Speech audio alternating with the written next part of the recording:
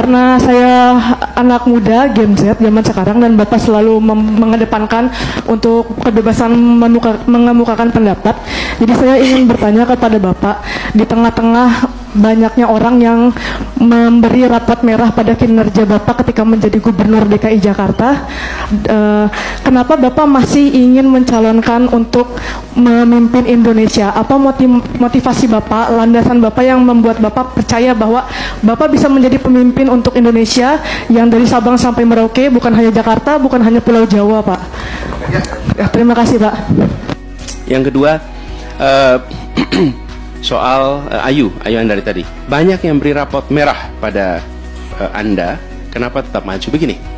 Ini juga termasuk trending topik, bisa di trending topikkan, bisa digaungkan.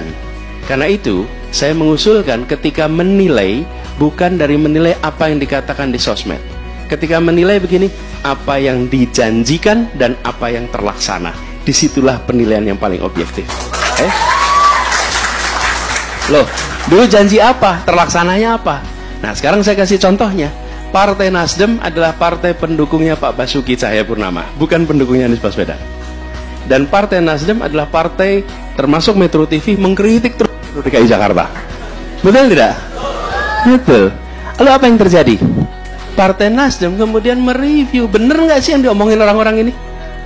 Ketika mereka melihat sendiri, melihat faktanya, melihat itu, justru dia menjadi partai pertama yang mengatakan kami mendukung Gubernur DKI Jakarta.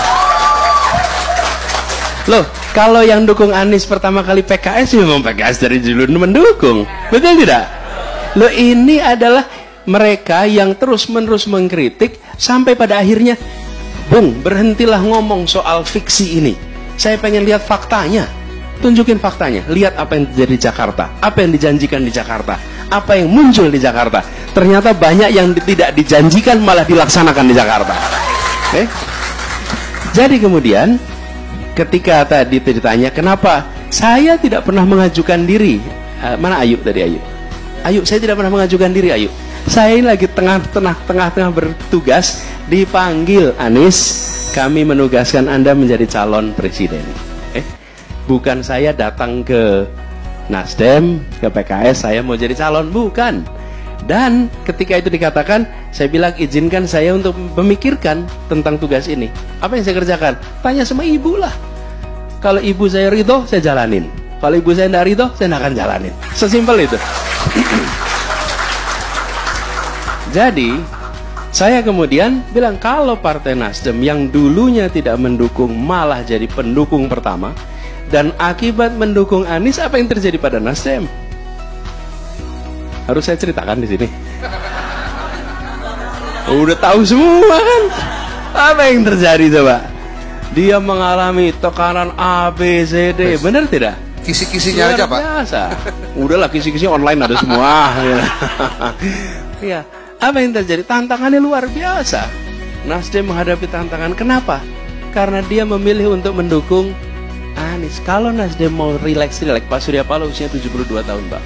Kalau beliau mau relax saja, tinggal ikut aja, nggak akan mengalami tekanan seperti sekarang ini. Beliau apa yang dia katakan?